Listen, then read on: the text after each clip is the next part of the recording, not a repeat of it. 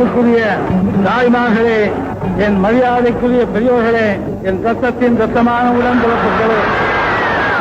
நமது இளைய தெய்வமான பேரறிஞர் அமரர் அண்ணாவின் மீது ஆணையிட்டு உங்களுக்கு முன்பாக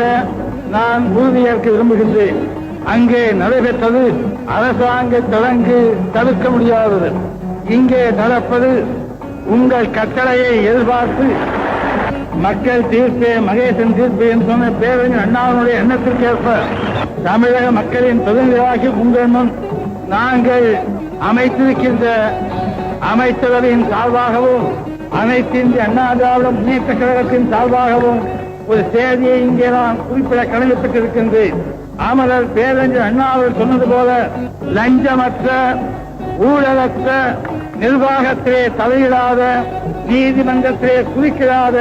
உழைப்பவனே உயர்ந்தவன் என்ற தத்துவத்தை நிறைவேற்றுகின்ற ஒரு மாபெரும் பணியினை நாங்கள் எங்கள் உயிரை கொடுத்தாகிலும் எங்கள் கடமையை தமிழகத்து மக்களுக்காக செய்வோம், நிறைவேற்றுவோம் என்பதை அண்ணா மீது ஆணையிட்டு எங்கள் அமைச்சரவையின் சார்பாகவும் அனைத்து அண்ணா திமுக கழகத்தின் சார்பாகவும் தெரிவித்துக் கொண்டு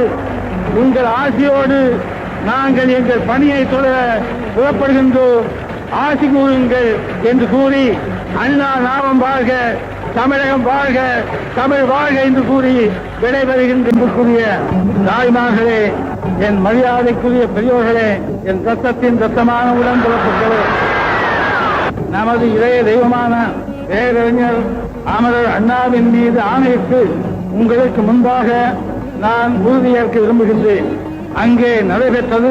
அரசாங்க தடங்கு, தடுக்க முடியாதது. இங்கே நடப்பது உங்கள் கட்டளையை எதிர்பார்த்து மக்கள் தீர்ப்பே மகேசன் தீர்ப்பு என்று சொன்ன பேரறிஞர் அண்ணாவினுடைய எண்ணத்திற்கேற்ப தமிழக மக்களின் பிரதிநிதியாகி உங்கள் முன் நாங்கள் அமைத்திருக்கின்ற அமைச்சரவையின் சார்பாகவும் அனைத்து இந்திய அண்ணா திராவிட முன்னேற்ற கழகத்தின் சார்பாகவும் ஒரு செய்தியை இங்கே நான் குறிப்பிட கடமைப்பட்டிருக்கின்றேன். அமரர் பேரறிஞர் அண்ணா அவர்கள் சொன்னது போல லஞ்சமற்ற ஊழலற்ற நிர்வாகத்திலே தலையிடாத, நீதிமன்றத்திலே குதிக்கிறாத, உழைப்பவனே உயர்ந்தவன் என்ற தத்துவத்தை நிறைவேற்றுகின்ற ஒரு மாபெரும் பணியினை நாங்கள் எங்கள் உயிரை கொடுத்தாகிலும் எங்கள் கடமையை தமிழகத்து மக்களுக்காக செய்வோம், நிறைவேற்றுவோம் என்பதை அண்ணா மீது ஆணையிட்டு எங்கள் அமைச்சரவையின் சார்பாகவும் அனைத்து அண்ணா திமுக கழகத்தின் சார்பாகவும் தெரிவித்துக் கொண்டு உங்கள் ஆசையோடு நாங்கள் எங்கள் பணியை தொடர புறப்படுகின்றோம்,